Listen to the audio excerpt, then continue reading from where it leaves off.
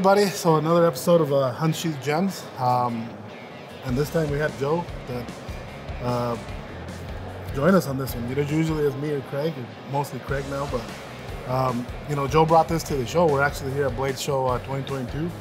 And Joe, tell us a little bit about this old style. This is a collaboration between Joe and I back in the day. Yeah, this is like early 2000s or something when I was still a kid, But you know, I think it's really cool about your feature here is that it shows like the story behind the tools, and I think that's something that I'm really attracted to. And we got people like Josh here who basically makes a living writing and telling stories about knives, and even this. I think Josh was on a trip in the jungle where we were using this, and the cool part about this was like at the very beginning of my machete mayhem in my brain and all that to understand that. And it was, you know, really proud because it's an American machete design, and this one has just stuck with me for so long. And what part of this are you most proud about in the design on this machete? You know what? To be honest, the whole thing. You know, from coming with the smaller version to the bigger version, it's been real popular for us. And I know we have some other things in the work that we've been talking about. Yeah. But so you guys get a little feel. You know, Joe. This is what Joe does. You know, machete. If you guys talk about machetes, you think of Joe.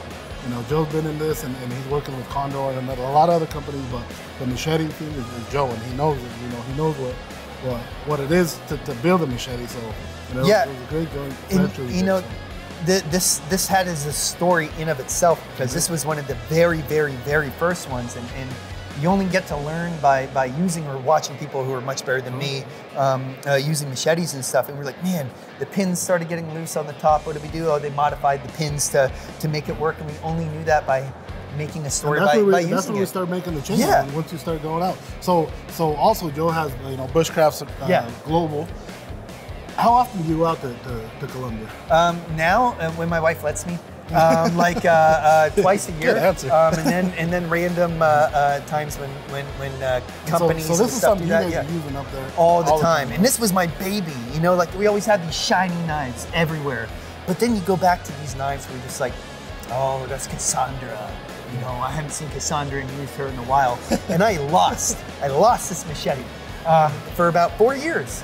Actually, because I drove up there. The knife industry has everything has wonderful stories. I was going up with Georgia Bushcraft to an LT Wright gathering, and this was my Cassandra that came up with me, and I road tripped up there with them, and it fell behind the seat, and he was like, he didn't see the Joe on there and not know it was mine, of course. So it was around his house. He was like, that one with the horrible Kydex, and I was like, yeah, it was one of the Kydex sheaths I tried to do. Now you know why I'm not a sheath maker.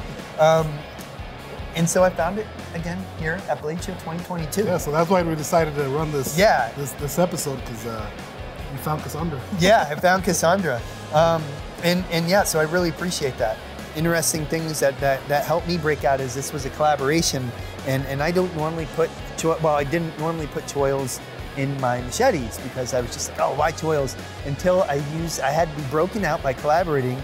And now I love choils. I never really saw a place for them in machetes, and now I'm like, all right, it either needs a choil or a very big blank spot to do these choking up maneuvers where they do that. And sometimes even the natives will file right here so that they can pinch and use it that way too. But that really taught me something, really helped me appreciate Polo teaching me, you know, to break out of my shell and do that. This was one of the designs that taught me, hey, you can still love choils, Joe.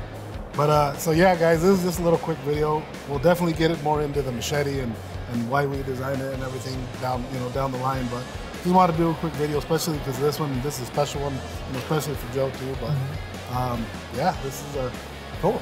If you guys want to find out where to use machetes, they don't have to be Tox machetes. Yeah, they do. Yeah, they do. Nothing though. But now down in the jungle. Let me know at Bushcraft Global. Yeah, absolutely. And yeah, the coolest thing is seeing indigenous used Tox machetes down there. That's awesome. For everything. I've got so many pictures of the 170 and the larger one in the so many different tribes' hands. I'm like almost like I can tell what it is by the end of the micarta on the end, just because it's so familiar with this. But again, guys, appreciate it. Thank you guys for watching this, and yeah, there'll be more stories and longer stories on the Machete. Thanks, Joe. Appreciate Thank you. it. Thanks for being here.